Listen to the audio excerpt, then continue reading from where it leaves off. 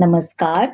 भगवद्गीता भावार्थ मालिकेमध्ये आपले स्वागत आहे. आज आपण यामध्ये पाहणार आहोत अध्याय 7 मधील श्लोक 21 ते 25. श्लोक 21 पाहूया. यो यो याम याम तनुम भक्ता श्रद्धयार्चितुमिच्छति तस्य तस्याचलां श्रद्धां तामेव विद्धाम्यहम. य म्हणजे जो, याम म्हणजे ज्या, श्रद्धया म्हणजे श्रद्धे, तस्य म्हणजे त्याची. मी परमात्मा रूपाने प्रत्येकाच्या हृदयात स्थित आहे. जेव्हा मनुष्य विशिष्ट देवतेची उपासना करण्याची इच्छा करतो तेव्हा त्या विशिष्ट देवतेवर मी त्याची श्रद्धा दृढपणे स्थिर करतो, जेणेकरून तो त्या देवतेची उपासना करण्यास स्वतःला समर्पित करू शकतो. आता पहा, परमेश्वराने प्रत्येकाला स्वातंत्र्य दिले की आहे. जर एखाद्या मनुष्याने भौतिक सुखप्राप्तीची इच्छा केली तर भगवंत त्याची इच्छा जाणतात आणि त्याला सर्व सुविधा उपलब्ध करून देतात. सर्व जीवांचे परमपिता या नात्याने ते हस्तक्षेप करीत नाही. उलट ते प्रत्येकाला सर्व सुविधा देतात, जेणेकरून त्यांच्या सर्व भौतिक इच्छा पूर्ण होतील. आता यावर कोणी विचारतील की सर्व सुविधा उपलब्ध करून देऊन जीवांना या मायेच्या म्हणजे मोहमायेच्या जंजाळात का पाडू देतात? तर त्याचे उत्तर भगवंत देतात की जीवाच्या ठाई जर सुविधा उपलब्ध करून दिल्या नाहीत तर जीवांच्या स्वातंत्र्याला काहीच अर्थ नाहीये. म्हणून भगवंत ज्याला जे आवडेल ते प्रदान करतात, पण अंतिम उपदेश पण करतात की इतर सर्व कार्यांचा मनुष्याने त्याग करून भगवंतांना पूर्णपणे शरण गेले पाहिजे आणि केवळ यामुळेच मनुष्य सुखी होतो. आता श्लोक 22 पाहूया. सतया श्रद्धया युक्तस तस्याराधनमीहते लभते च तथा कामान मय्येव विहितान् नितान्. श्रद्धया म्हणजे श्रद्धा किंवा प्रेरणा, विहितान म्हणजे व्यवस्था.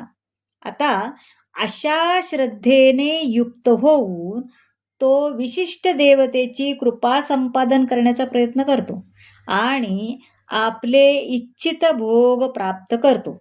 परंतु वस्तुतः हे लाभ केवळ मीच प्रदान करतो. आता पहा, भगवंताच्या अनुमती वाचून देवता आपल्या भक्तांना वरदान देऊ शकत नाहीत, कारण सर्व काही भगवंताच्या मालकीचे आहे. अल्पज्ञानी जीवाला हे माहीत नसते, त्याचे त्याला ज्ञान पण नसते. म्हणून लाभ प्राप्ती करता मूर्खपणाने तो देवतांकडे जातो. लाभ प्राप्तीची इच्छा करणे हे सुद्धा शुद्ध भक्ताचे लक्षण नाही. जो भगवंताची आराधना करतो व त्याच वेळी तो विषयोपभोगांची इच्छा करतो, त्यांच्या या इच्छा या परस्पर विसंगत आहेत, हो की नाही? भगवंताची सेवा आणि देवतांची उपासना ही एकाच स्तरावर असू शकत नाही, कारण देवतांची उपासना ही भौतिक आहे आणि भगवंताची भक्तिपूर्ण सेवा करणे ही पूर्णपणे आध्यात्मिक बाब आहे. आता श्लोक 23 पाहूया. अंतवत्तु फलम तेषां तद्भवत्यल्पमेधसां देवान् देवयजो यान्ति मद्भक्ता यान्ति मापपी. अल्पमेधसां म्हणजे अल्पबुद्धीचे. अल्पबुद्धी लोक देवतांची उपासना करतात आणि त्यांना प्राप्त होणारी फळे मर्यादित पण अनित्य असतात.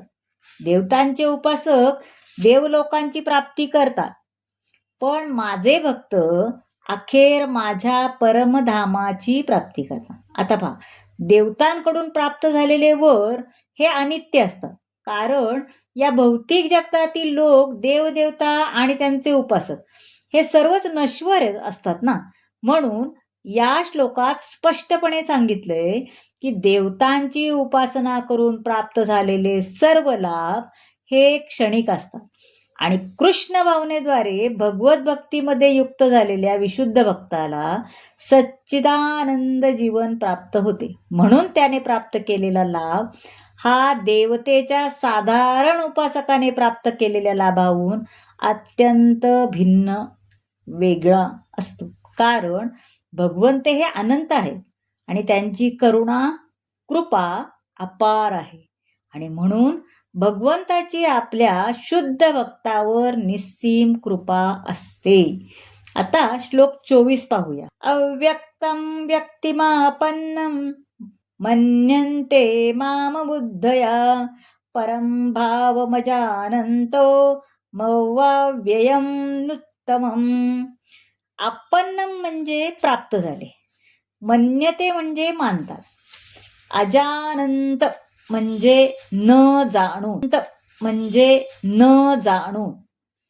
मला पूर्णपणे न जाणणाऱ्या अल्पबुद्धी लोकांना असे वाटते की मी म्हणजे भगवान श्रीकृष्ण हे पूर्वी निराकार होते आणि आता व्यक्तित्व धारण केलेले आहे. त्यांच्या अज्ञानामुळे ते माझे अविनाशी आणि अनुपम असे दिव्य स्वरूप जाणू शकत नाही. आता पहा, व्यासदेव आणि नारदांसारखे भक्त तुम्हाला पुरुषोत्तम भगवान म्हणून जाणतात. वेदाध्ययनाद्वारे मनुष्य तुमचे रूप, गुण, लीला जाणू शकतो आणि अशा रीतीने त्याला तुमच्या पुरुषोत्तम भगवान रूपाची अनुभूती होते. पण रज आणि तमोगुणामध्ये असणारे असुर आणि अभक्त यांना तुमचे ज्ञान होऊ शकत नाही. या श्लोकात स्पष्ट होते की परमसत्य भगवान श्रीकृष्णांना रूप तसे व्यक्तित्व दोन्ही पण आहेत. आता श्लोक 25 पाहूया. नाहं प्रकाशा सर्वस्य योगमाया समावृताः मूढोऽयं नाभिजानाति लोको मामजमव्ययम्. आता अहम म्हणजे मी, समावृता म्हणजे आच्छादित झालेला, मूढा म्हणजे मूर्ख, अभिजानती म्हणजे जाणू शकतात आणि माम म्हणजे मला. मूढ आणि अज्ञानी लोकांना मी कधीही प्रकट होत नाही.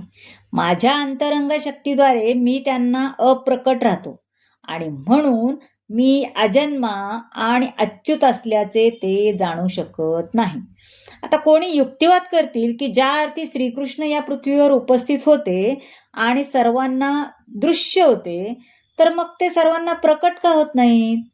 परंतु वस्तुतः ते पूर्वी सर्वांसमोर प्रकट झाले नव्हते. जेव्हा श्रीकृष्ण उपस्थित होते तेव्हा ते मोजक्याच लोकांना भगवंत असल्याची जाणीव होती. कौरव सभेत श्रीकृष्णांना सभेचं अध्यक्षपद दिलं म्हणून नियुक्त केले अध्यक्ष म्हणून, तेव्हा शिशुपालाने विरोध केला होता. तेव्हा भीष्म पितामह यांनी श्रीकृष्णाचे समर्थन केले आणि श्रीकृष्ण हे स्वतः भगवंत असल्याचे घोषित केले. त्याचप्रमाणे मग पांडव आणि इतर मोजक्याच लोकांना ते स्वतः भगवंत असल्याचे माहीत होतं. श्रीकृष्ण हे अभक्तांना आणि साधारण मनुष्यांना भगवान म्हणून ज्ञान नव्हते.